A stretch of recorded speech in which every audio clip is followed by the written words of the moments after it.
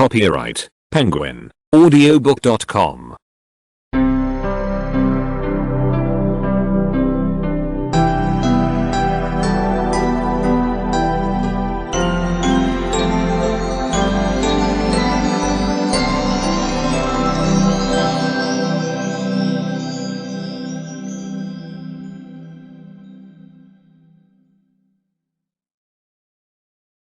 Ara la casa és buida. Partirem tots pel carrer dels Cavallers.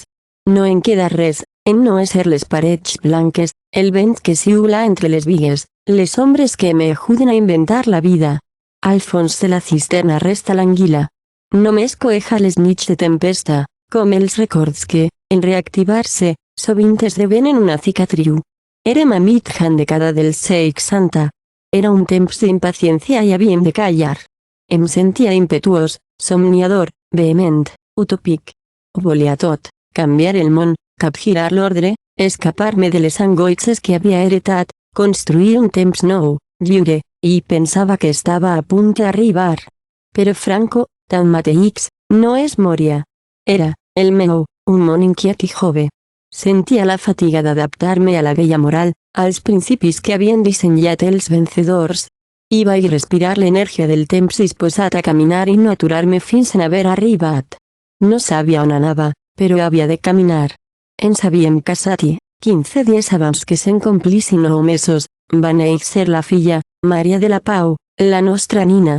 Les veïnes de Llubí pensaren alguna va pensar en veu alta que havíem tingut pressa, que potser havíem fet l'amor 2 setmanes abans de casar-nos, perquè ja no podíem esperar més. Va pesar 4 quilos i 350 grams i tenia el cos amb dogues a les cuixes i als braços. En Alicia tingué un part difícil. Els primers dolors es presentaren a entrada de fosca, i, en veure que augmentaven, prenguérem un taxi, acudirem a cercar la comare i haguérem de pelegrinar per 2 o 3 clíniques fins a trobar un lloc on parir. Aquella nit era la lluna plena de gener i moltes embarassades anaren de part. El taxista ens va dir que n'hi havia portat 3, abans de nosaltres. Finalment trobarem un llit disponible a la clínica Rotger. L'infant volia néixer, però no podia. Els patiments de Alicia em despertaren la porque, als 17 anys, em havia causat el naixement de la germana morta. I vaig temer per la seva vida. I vaig plorar. Havien passat més de 12 hores. Cap a migdia, el metge em comunica la necessitat de fer una cesària. Mitja hora després naixia la filla. Passats pocs dies però nosaltres estàvem embadalits amb la nina, un bombarder nuclear B-52 de les forces aèries nord-americanes va patir una col·lisió amb un avió cisterna de l'exèrcit de l'aire al cel d'Almèria. Ese estavellaren i es varen perdre 4 bombes nuclears que no arribaren a esclatar. 3 caigueren a terra i varen ser recuperades amb facilitat, l'altra va caure al mar, davant la platja de Palomares. 2 unitats navals americanes cercaren la bomba inútilment, fins que la troba un pescador, perquè l'artefacte va enganxar-se a les arces.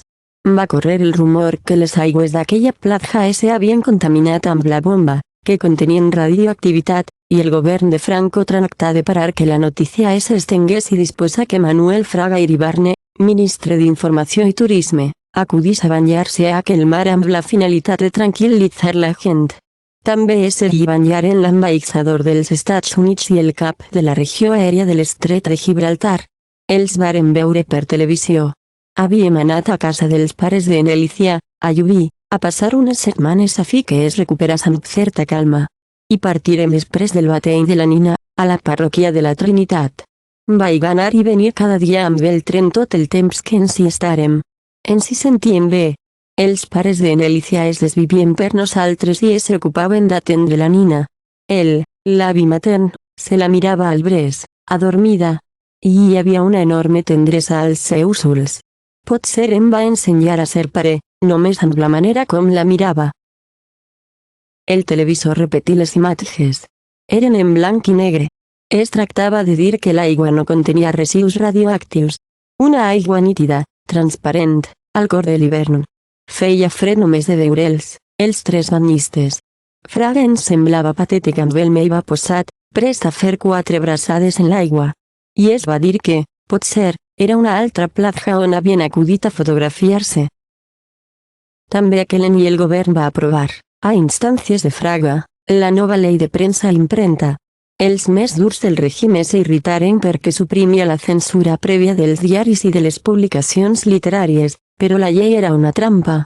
Tanmateix, substituïa aquella censura per altres mesures igualment repressores posteriors a la publicació, fomentava l'autocensura i, tot i que podia semblar que augmentava la llibertat d'expressió, els límits que imposava el règim eren els mateixos.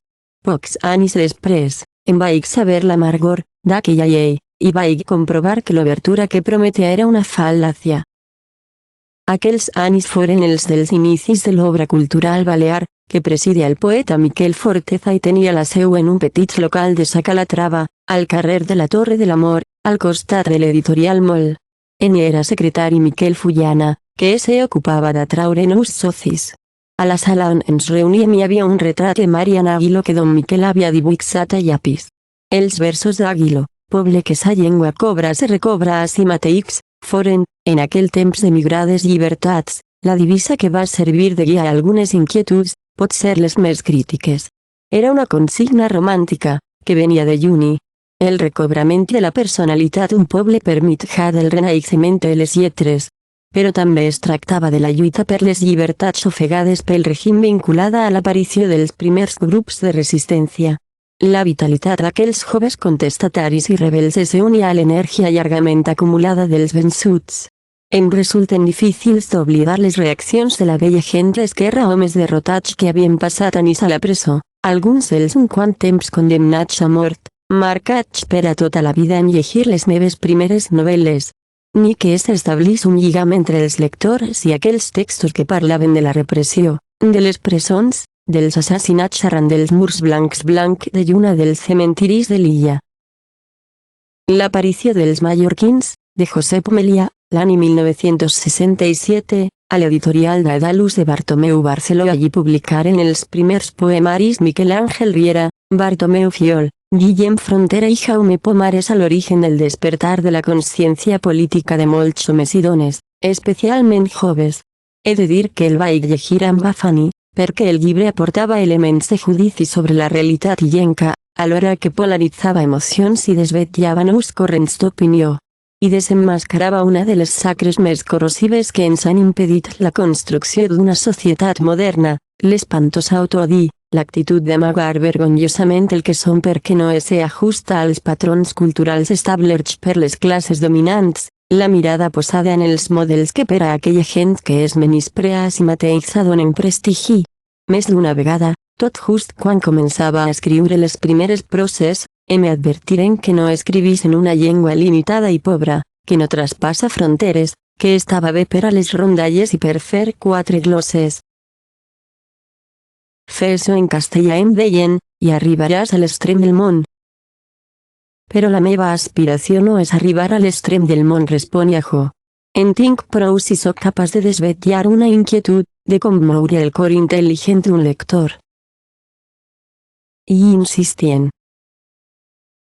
En una llengua que, potser, ni és una llengua. Volumen és escriure en un dialecte que. Tot això succeïa. De vegades deia que era la llengua del meu poble, la que parlaven els pares, i els veïns, i els avis, tan digna i respectable com totes les llengües de la terra. Si en algun moment l'anomenaves pel seu nom i en deies la llengua catalana, de sobte es produïa una excitació incontrolable. Els temps no eren fàcils. No ho són mai, els temps. Encara va tardar alguns anys a esclatar la polèmica d'en Pep Gonella, una ofensiva lingüística que posa en evidència la capacitat pertorbadora del gonellisme, una altra de les formes en què s'ha manifestat l'autoodi. En el dia més, encara. 2 vegades a l'any acudia a Barcelona, a les classes de la universitat. Solia fer-ho a començament de curs. I estava 2 dies i aconseguia els programes de les assignatures, la bibliografia, parlava amb els professors, cercava el contacte d'algun company. Ho repetia el mes de març. Després no hi tornava fins al dia de l'examen. A vegades em sentia perdut, em costava de trobar un llibre la lectura del qual era imprescindible, aconseguir els apunts. Em presentava de 3 assignatures pel juny i en deixava 2 per al mes de setembre. Durant aquells anys, les universitats havien començat a inquietar-se i ensaien ja aparegueren brots de revolta. Succeïa arreu de l'estat, malgrat la vigilància que exercia el règim, que feia servir tot l'aparell repressor de què disposava per fer-les callar. Els estudiants es reunien en assemblees, organitzaven sessions de cinema, de teatre, planificaven marxes de protesta i feien reunions clandestines, fabricaven manifests, els reproduïen amb el ciclostil i els llançaven pels carrers i les places de les ciutats, més enllà dels campus. Governadors civils i rectors el règim s'ocupava de cessar els que considerava massa blancs, prohibint reunions i conferències, la policia entrava a les facultats, embestia amb les porres i obria el cap de la gent a cops de bastó. En seguia una manifestació, i una altra. Tornaven a comparèixer els grisos i perseguien els manifestants.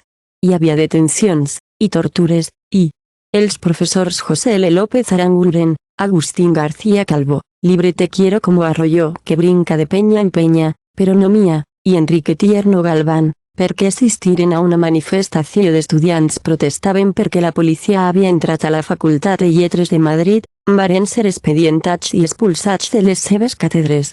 José M. Valverde, de la Universitat de Barcelona, se solidaritza amb aquells professors i renuncia a la seva càtedra.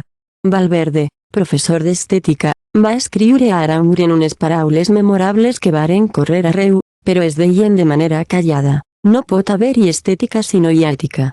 Era una manera de mostrar la indecència del règim, la immoralitat d'un sistema polític que, alhora que feia ostentació del seu catolicisme, reprimia amb ferocitat la dissidència i perseguia cada bri de llibertat que s'atrevia a néixer.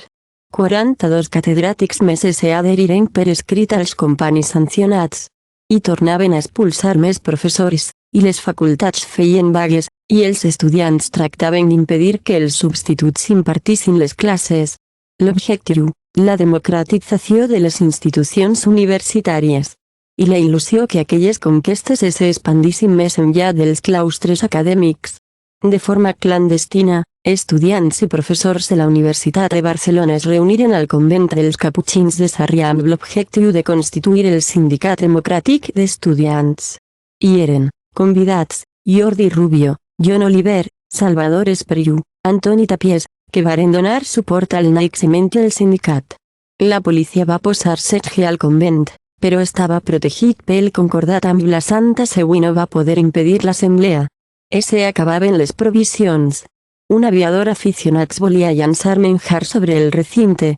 El dia que feia 3, una ordre expressa de Franco ordenava l'assalt, i la policia esbuca la porta del carrer, entra al convent i detingué els delegats dels estudiants, els intel·lectuals convidats i els professors que s'hi havien adherit.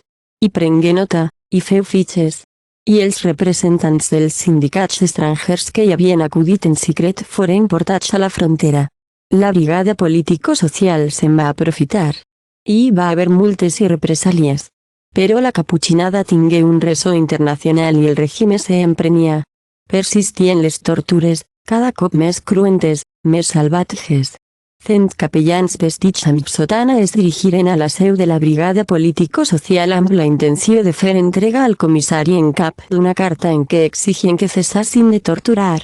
La policia els embestia amb les porres i els apallissa enmig del carrer, cops de puny al ventre i bastonades al cap, fins que es dispersaren. 1966 13 d'octubre.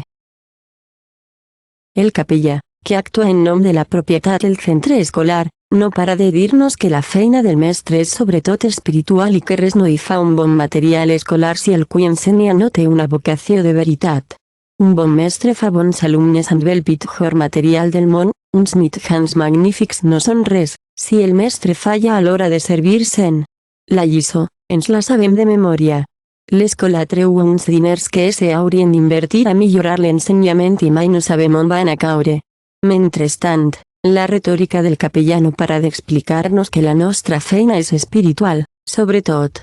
Molts dels nostres al·lots seuen en unes cadires de boba podrida i els més petits passen les anques per endins, cada matí. Els grassos són els que seuen més còmodes, i en ella que hi col·loque un llibre o una carpeta de cartró. Avui, el meu company s'ha encarat amb el capellà i li ha preguntat si les cadires d'una escola també han de ser espirituals. El clergue, que s'ha vist la vergonya, ens ha donat permís perquè, quan passi el pedacer, li facem cordar les cadires foradades.